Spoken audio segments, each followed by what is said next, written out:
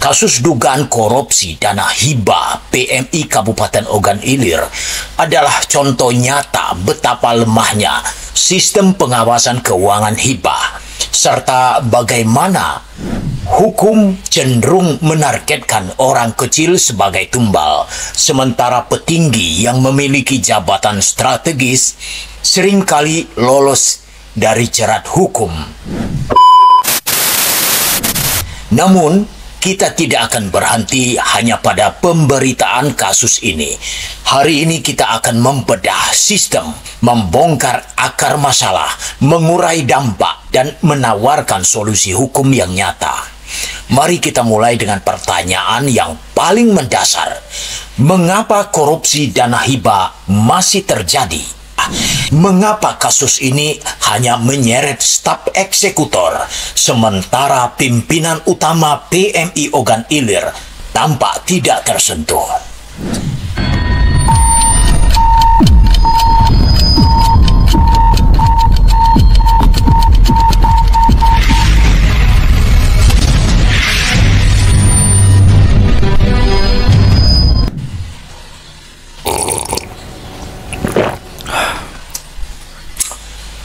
Assalamualaikum warahmatullahi wabarakatuh.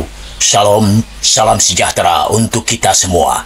Namo Buddhaya, Om Swastiastu, salam kebajikan. Pada kesempatan kali ini, kita akan membahas sebuah fenomena yang berulang dalam sistem hukum di Indonesia. Korupsi dalam lembaga sosial yang seharusnya menjadi pilar kemanusiaan.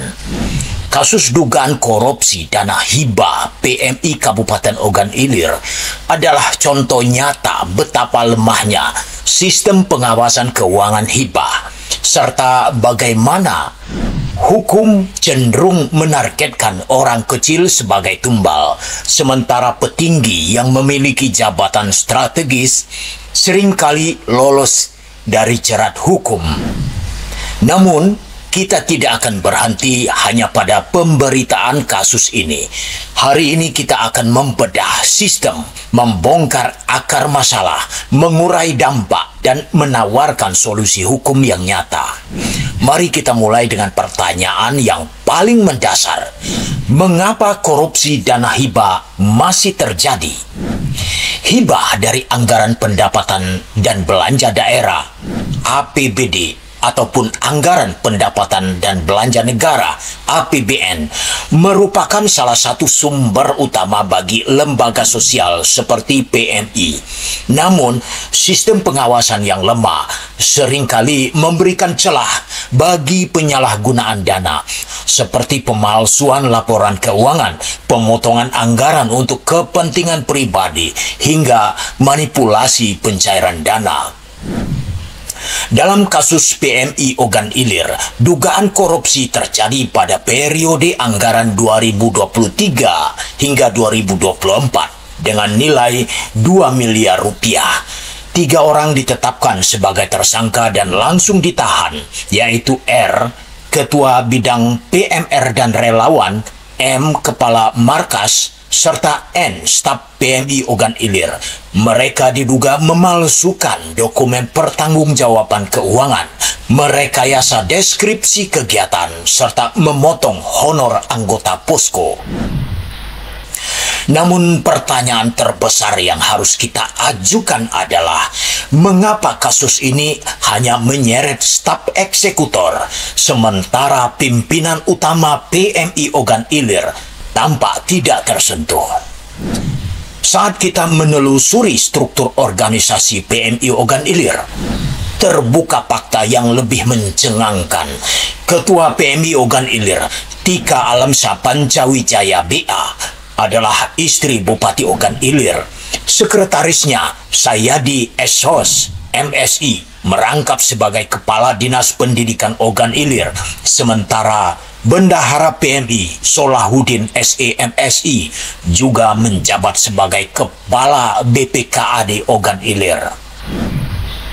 Berdasarkan penelusuran lebih lanjut, salah satu tersangka dengan inisial R, ketua bidang PMR dan relawan, juga merupakan seorang PNS Dinas Pendidikan Nasional Ogan Ilir.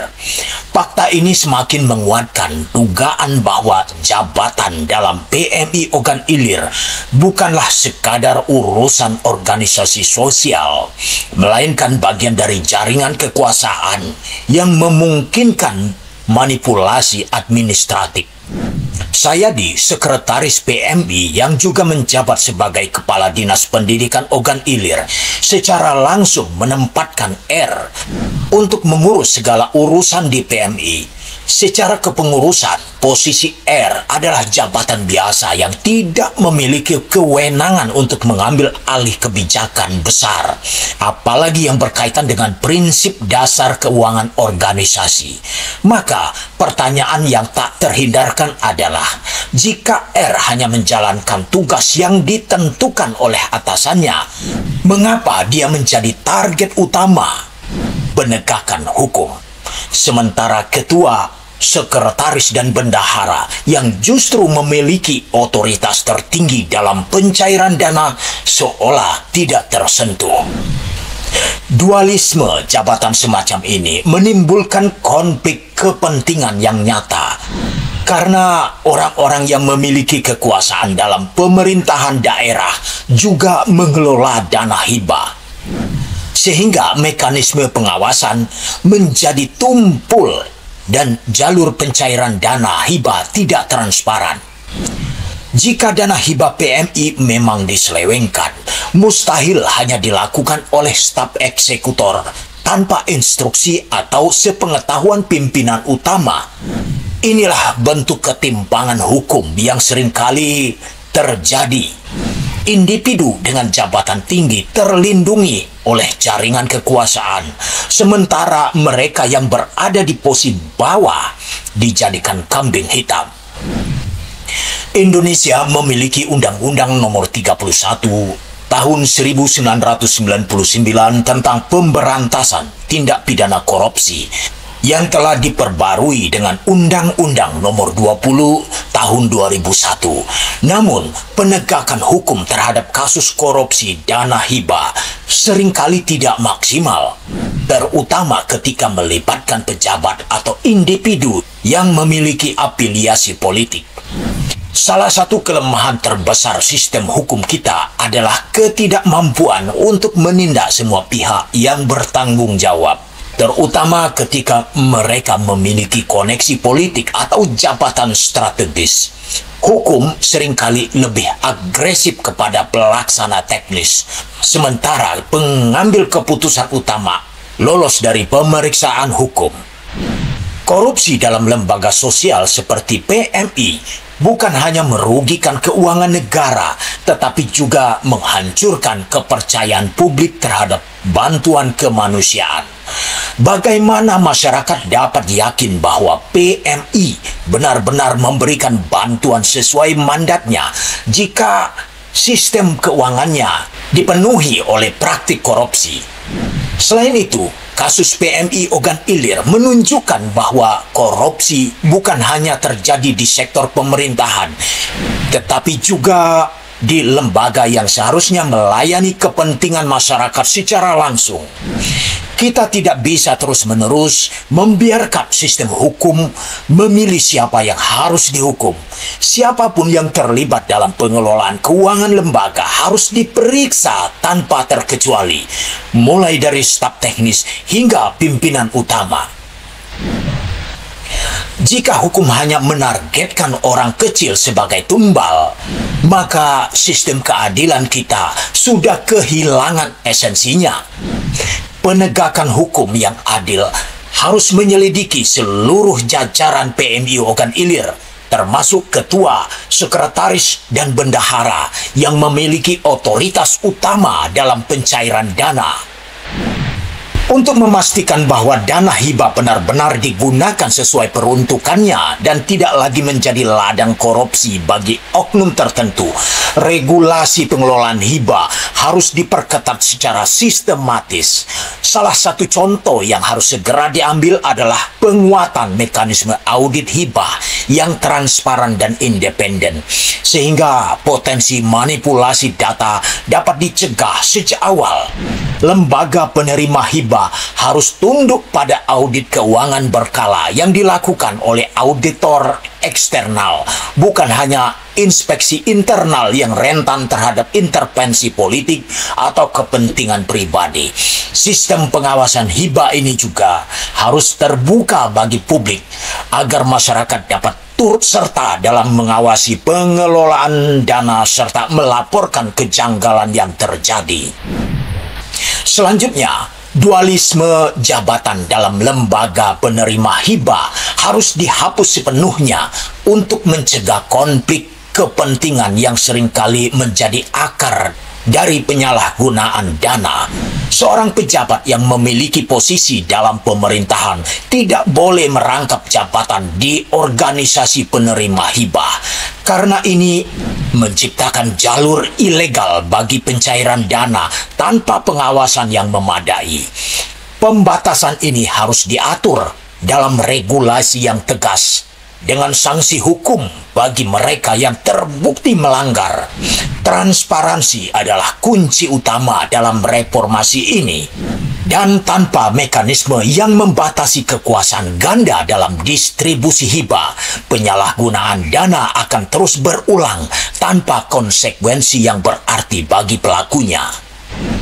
Terakhir, reformasi dalam sistem peradilan terkait kasus korupsi hibah mutlak diperlukan agar penindakan hukum tidak hanya menyasar eksekutor teknis, tetapi juga pemegang otoritas utama dalam pengelolaan anggaran. Kasus korupsi hibah seringkali hanya menjerat staf pelaksana, sementara individu yang memiliki kekuasaan tetap bebas tanpa pertanggungjawaban hukum. Sistem hukum yang efektif harus menjamin bahwa setiap orang yang berperan dalam pengelolaan dana hibah, termasuk pimpinan organisasi, diperiksa tanpa terkecuali. Jika hukum hanya menghukum yang lemah dan membiarkan yang kuat lolos dari keadilan, maka masyarakat akan terus kehilangan kepercayaan terhadap institusi negara dan lembaga sosial yang seharusnya menjadi pilar kemanusiaan. Reformasi peradilan dalam kasus korupsi hibah agar penindakan tidak hanya menyasar eksekutor lapangan, tetapi juga pihak yang memiliki wewenang utama dalam pengelolaan anggaran. Kasus PMI Ogan Ilir bukan hanya sekadar isu korupsi, tetapi juga cerminan dari ketidakadilan dalam sistem hukum kita. Korupsi adalah kejahatan yang tidak boleh dibiarkan berkembang, apalagi jika melibatkan dana yang seharusnya digunakan untuk kepentingan sosial dan kemanusiaan. Namun, kita tidak boleh hanya berfokus pada individu tertentu, melainkan harus menuntut penegakan hukum yang menyeluruh tanpa terkecuali. Jika kita diam, maka budaya impunitas akan terus berlanjut. Jika kita tidak menuntut transparansi, maka kepercayaan terhadap lembaga sosial akan terus terkikis. Jadi, apa yang bisa kita lakukan sebagai masyarakat? Berbicaralah, dorong transparansi, dan tuntut akuntabilitas. Kultur Official Podcast hadir untuk mengupas masalah ini, dan kita akan terus mengawal kasus ini hingga keadilan benar-benar ditegakkan. Terima kasih telah mendengar episode ini. Jangan lupa untuk membagikan opini Anda, terus kritis, dan yang paling penting, jadilah bagian dari perubahan. Salam keadilan, salam transparansi, dan salam perjuangan.